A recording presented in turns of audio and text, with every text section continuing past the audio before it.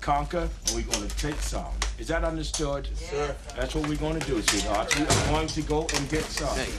All right, people, on the ready line. Heidi! Yeah! Heidi! Yeah! What are you? Summer presents unique opportunities and challenges for families raising children with disabilities. In EP Magazine's annual Summer Fun and Travel issue, we revisit some articles from recent years that address a variety of situations that parents might face during the summer. Sign up and read informative articles for free about autism and other disabilities at www.epmagazine.com. Monotony.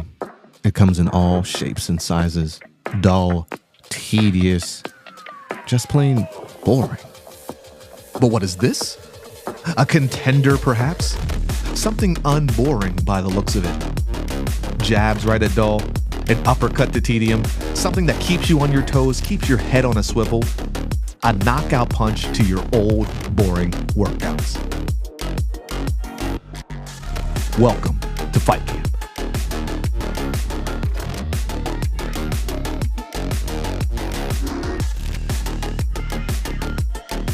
Oscar Mike Radio is a proud podcast partner of Reach Across America Radio, heard every Thursday at 11 a.m. and Sunday at 8 a.m. Eastern.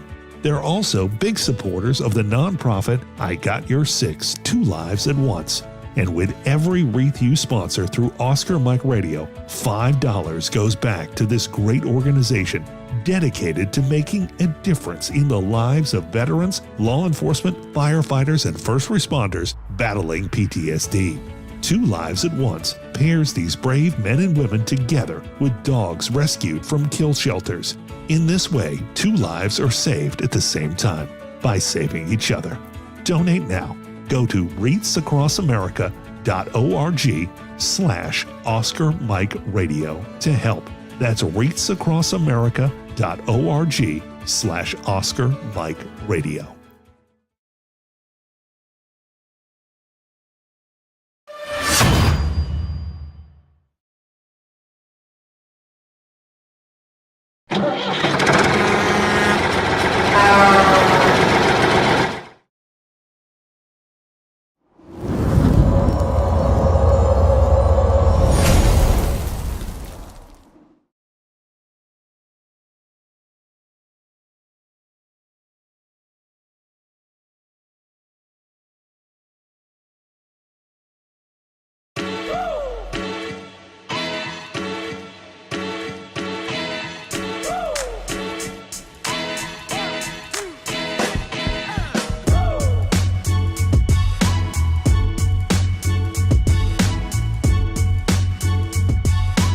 I remember a time when I was in a not so good place, and these games and these activities and being able to come and have the camaraderie that we have here, it makes me feel like I'm not alone. There are people here that have been through what I've been through. It makes me feel like I don't know, I'm part of something great.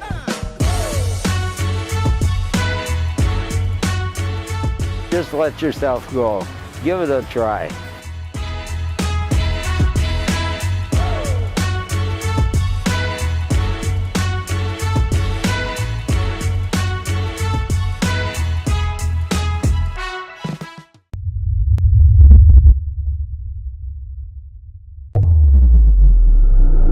We're back here at the Elizabeth Dole Foundation. We're Oscar Mike, Mission Flight, the Missiles in Air, and I love bonuses. And I'm sitting there, and one of the SDI team comes up and says, "Hey, you want to talk to Steve Schwab?"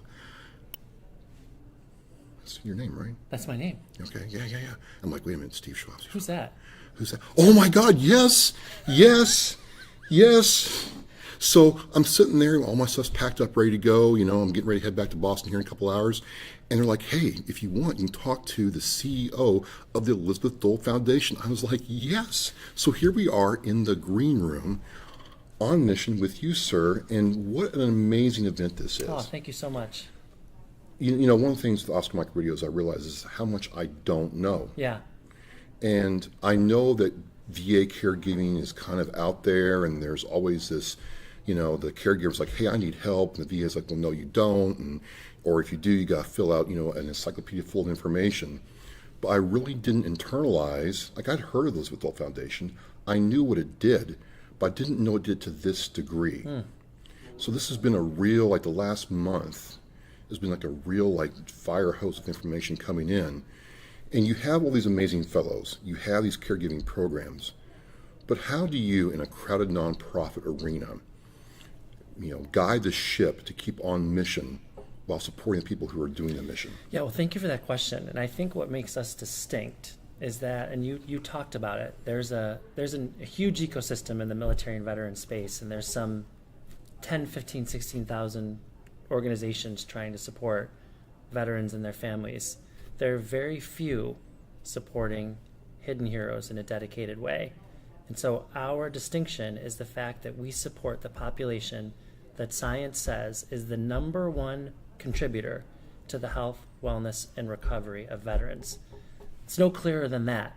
So the investment in the caregiver, improving their health, improving their financial and economic mobility, improving the healthcare ecosystem means downstream we're going to have healthier veterans, healthier families, lower healthcare costs for the VA, less of a burden on taxpayers, and happier people. So the down payment means that the work is pretty focused, it's deliberative, and it allows us as an organization to take a segment of the population that is incredibly vulnerable and just focus on it. And I know that's what makes us distinct and different. And we've organized this strategic plan that has very clear deliverables across 4 pillars. And we're not trying to boil the ocean. We know we can't do everything on our own. So you see, a few hundred friends here, more than a few hundred friends here, and they're helping us develop this nationwide blueprint for action. So our plan says what we're going to do. Gives us objectives, it gives us measurements, it gives us clear goals. Now we're creating the blueprint that the rest of America needs to follow, and we're going to hold private sector CEOs, government officials, and policymakers accountable to come in alongside us to make sure they're delivering as well. Just want to go back personally for a second, sir. Did you serve in the military? I didn't. My family did. Most of my family did. So this is the interesting thing. I'm always interested in people who didn't serve in the military. Maybe they had family, maybe they had friends, but they get really passionate about serving our nation's heroes, our true heroes. That's right. Where does that come from you personally, Stephen? For me, I am from a military family, yeah, but I am a democracy geek. I live in the freest country the world has ever seen, and I've never taken for granted the fact that the men and women who serve and their families allow me to have that freedom.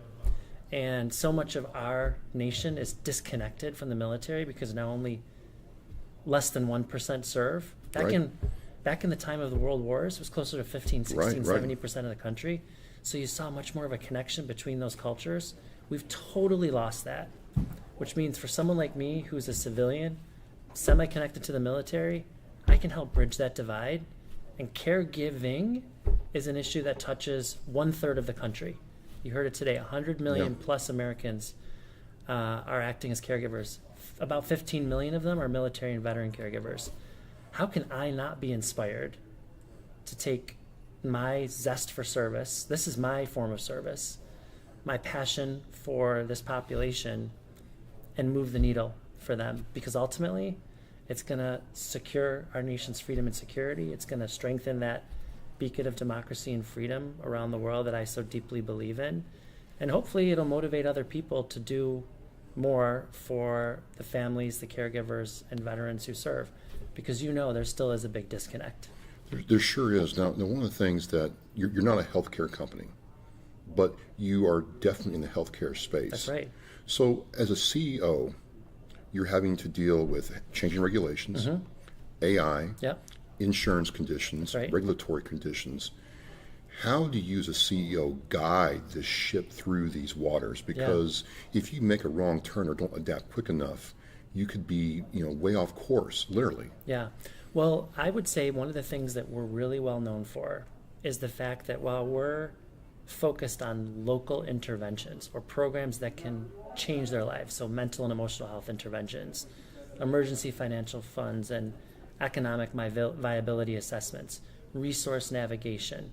We have a number of programs that directly change lives, but we do all of that by at the same time operating inside of the healthcare system and transforming the ways that VA, DOD, and community healthcare providers engage veterans, patients, caregivers, and their families, move them through the care continuum in a more systemic way, connect them to technology and healthcare records, which is, by the way, not happening in any systemic way. So, and you know this, it's not happening in VA and DOD. No. There's a huge project inside VA to transform the healthcare record system, which is absolutely essential so that caregivers can access the information and communicate with the physicians and track the progress of their veterans so that they can stay connected in every part of that healthcare journey. So as CEO, I have to ensure that we're meeting our intervention and programmatic objectives. It would be totally irresponsible of me to do that and not consider the ecosystem within which all these patients navigate. And it's a mess. To say at least, not every part of it's a mess. And we've got great partners at the VA and DOD. And you mentioned that the VA is a pioneer in caregiving. They are. Yeah. And there's a lot we can learn about what the VA does in caregiving. And frankly, they do more. And I'd like to say it's probably because we've been at this for over a decade and have been advocating for this population. But the rest of the country needs to follow. DOD needs to follow. Community care providers, roughly 60% of the veteran population receive their care because that's how many are outside the VA system. They all need to follow. So someone said to me earlier, just wait until your work is done. And I said, my work will never be done. A third of this country is engaged in caregiving now, 15 million military and veteran families. We're in this sort of sandwich generation where we have folks who are caring for younger and older Americans. That's going to continue. Intergenerational caregiving is going to become the norm, such that we hope someday when you're talking to your kids about going to college and finding a job, the conversation doesn't stop there. The third part of it is, what are they going to need to do to care for themselves, for their families, and for you, their parents and loved ones? We need to create a new dynamic inside this country and inside families where caregiving becomes what we're teaching younger generations that they're going to inherit. And a lot of countries around the world are doing that. We're not. I want to talk about data. One of the things when I started really learning about the Elizabeth Dole Foundation and what you all do is the RAND report, Yes. the first one that came out. And now 10 years later, it's like RAND 2, for lack of a better term. Yep. And I'm thinking to myself, that's a very intentful strategy to use that kind of data and create that kind of, qualitative and quantitative research to guide what you do. What's been your involvement? How's that focus what you all are doing? Yeah, well, we're based in Washington, D.C. Some people call it the swamp. And it's called the swamp for a lot of reasons. Because you can get stuck in the mud and nothing gets done. True. So to unstick from the mud, you've got to have headlines. And so when we started, Elizabeth Dole said, nobody knows anything about this population. There aren't any numbers. We can't talk about how big it is. And frankly, we didn't know how big it was. So her 45 years of public service said, we need a big, fancy, trusted study. And nobody does research in a gold standard way better than RAND. And we captured the attention of Capitol Hill. And we stood alongside the Obamas in a bipartisan moment with Elizabeth Dole and Michelle Obama in 2014 and said, this nation is in a crisis. We didn't know at the time that our first study had undercounted the population. Undercounted, really? Yeah, about 5.5 million was the headline out of that first study. Right, okay. But because we went to field with a survey that said, hey, Travis, are you a caregiver? A lot of folks said, oh, I'm a spouse, I'm a friend, I'm a sibling. I might be caregiving, but I don't identify as a caregiver. As the primary caregiver. As the primary caregiver. Okay.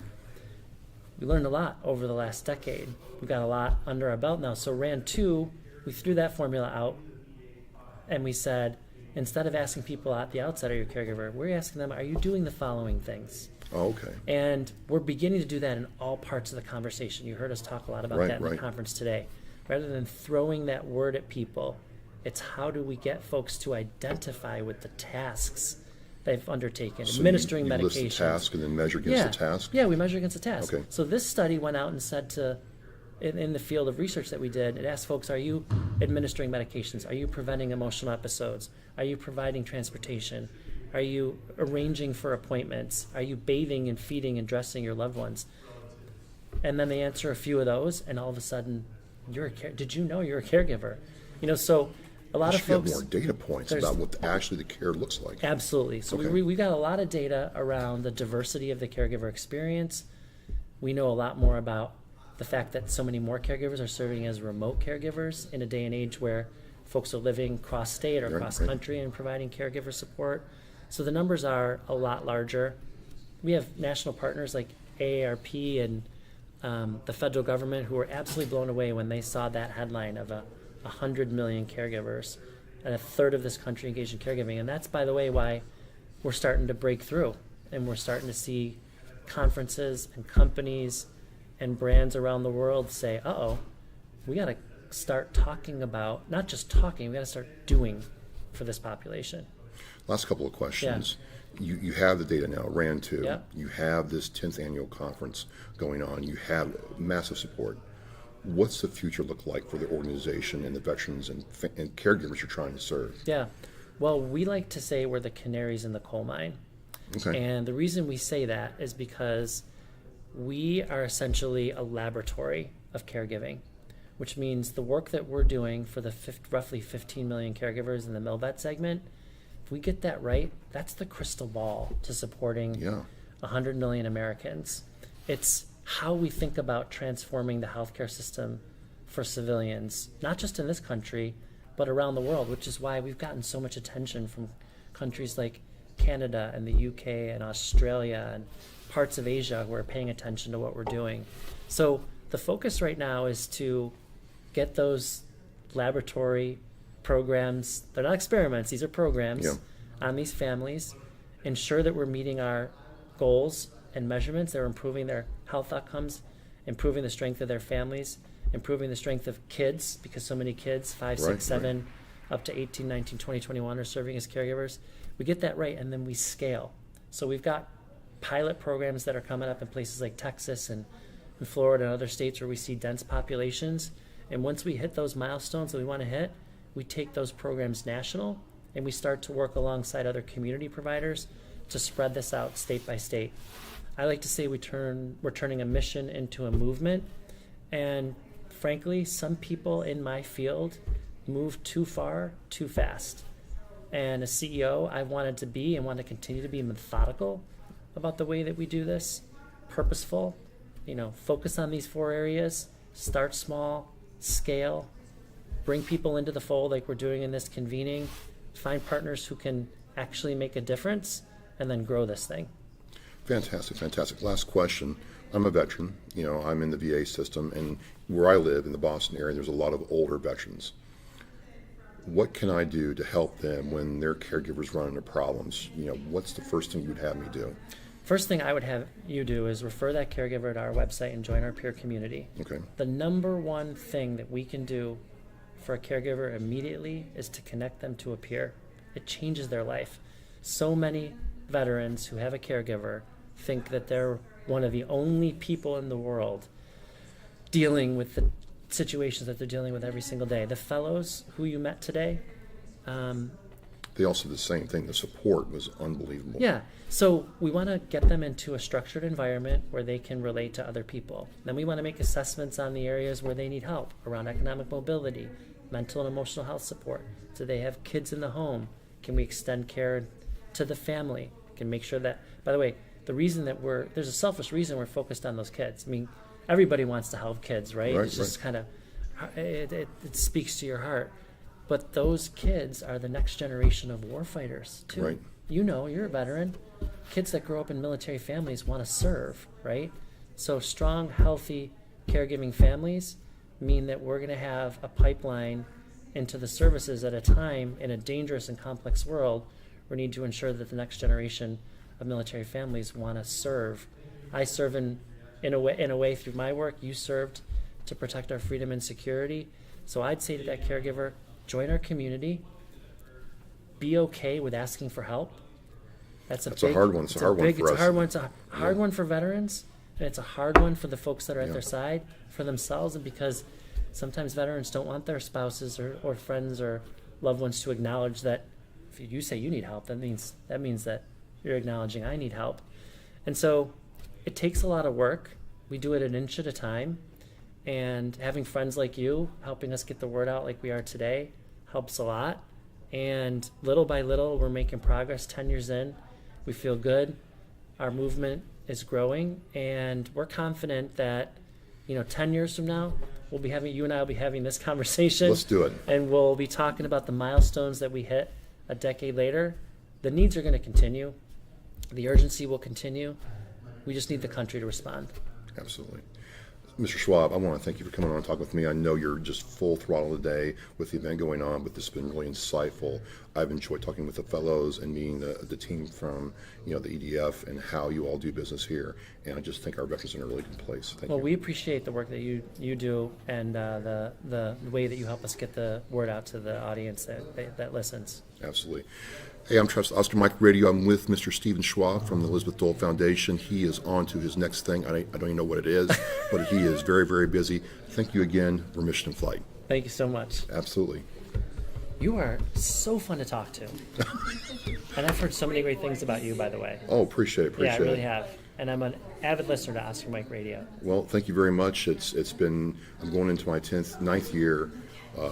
There's a good story behind it. Maybe one day we'll talk about it. Yeah, I'd love to do that. Getting to come down here and see this in action has just been like the highlight of my year. Just so many wonderful stories and people who, like talking to Michael Koorman, talking to Heidi, talking to Joseph, and you're right. The instant they say, I connected, their life got better. Totally. It's getting them over that hump. Right. The minute they reached out and connected with somebody from Elizabeth Dole Foundation, life got better. And I want to really, hammer that point home. So thank you very much. Well, next time you're in UCC, let's get lunch. We'll do. Learn more about what you're doing. Yes, sir. Okay. The biggest fear Gold Star families have that their child will be forgotten. We need to never forget freedom wasn't free. It's the fact that they give us the life we have now. We should remember them and give thanks to them. If I can be a part of something today that's going to make the surviving family of any of these veterans, these heroes, feel better tomorrow, then it's worth it. That one wreath symbolizes one family that was able to smile because of the generous donations. To sponsor a wreath and honor a veteran, visit wreathsacrossamerica.org. Thank you for listening and watching Oscar Mike Radio, where our active duty service members and veterans are in action and the mission is in flight. Oscar Mike Radio is an oversized load Co-Sinista One production. If you are a veteran or know a veteran who needs help, please dial 988 and press 1 for the Veterans Crisis Line.